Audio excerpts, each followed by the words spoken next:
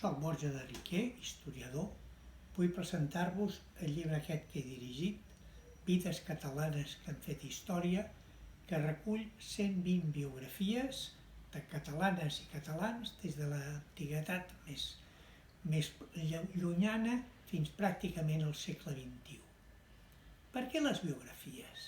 Hem pensat que després de l'èxit que va tenir l'obra anterior en aquesta, la història mundial de Catalunya, la via de la biografia, l'estudi dels itineraris personals, era un tipus de complement que servia per il·lustrar amb detall i precisió molts dels aspectes que normalment en les històries més convencionals no acaben de sortir.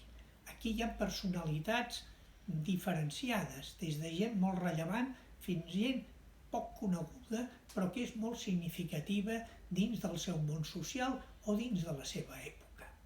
Per tal de seleccionar aquestes 120 biografies, m'han ajudat com a assessors la prehistoriadora Isabel Rodà, el medievalista Josep Maria Salrach, el modernista Joaquim Albareda i l'especialista en literatura catalana Mita Catsacoberta.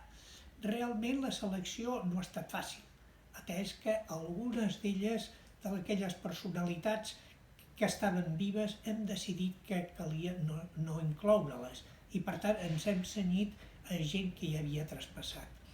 Algunes personalitats destacades que ja eren tractades a la història mundial de Catalunya no apareixen per no ser reiteratius. Aquí trobareu personalitats, torno a dir, molt variades, de les quals vull fer-ho tan sols un petit esment a base de llegir-los les introduccions de 4 d'elles. Manuel Forcano, en la biografia d'Abraham Banija, Un pont entre dos mons, de l'any 1070, diu: Abraham Banija, el barceloní, matemàtic, astròleg, astrònom i filòsof, va ser una de les primeres grans personalitats de la cultura hebraico-catalana i de la història de la ciència europea.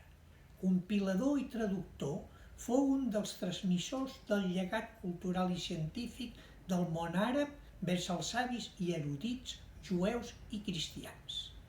Ell és el responsable d'introduir a Europa nocions d'àlgebra com l'equació de segon grau.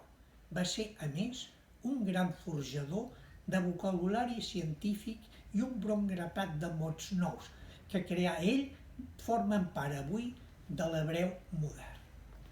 Fem un salt en els segles i ens anem a 1857, any del naixement de Dolors Aleu. La medicina té nom de dona per primera vegada.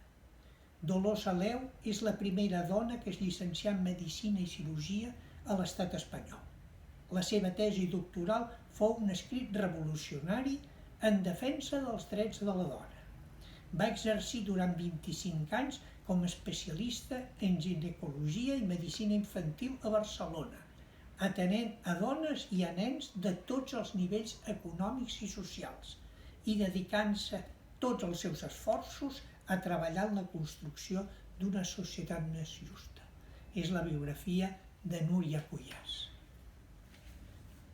Hilari Raguer, que va morir aquest any, va escriure tal vegada l'últim article seu, és dedicat al cardenal Francesc d'Assís Vidal i Barraquer. Diu així la introducció. Quan les tropes franquistes van ocupar Tarragona, el 15 de gener de 1939, el cardenal Francesc d'Assís Vidal i Barraquer, que havia passat tota la guerra civil retirat a la Cartoixa de la Farneta, a Itàlia, va expressar a Franco el seu propòsit de retornar a la seva seu.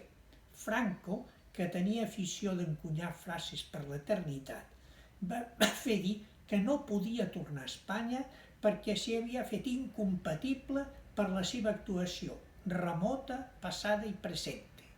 Remota era durant la dictadura de Primo de Rivera, passada era la Segona República i presente la Guerra Civil. Aquesta triple acusació és, en realitat, diu Hilari, el triple títol de glòria del cardenal català. Per què Franco odiava tant aquest cardenal català?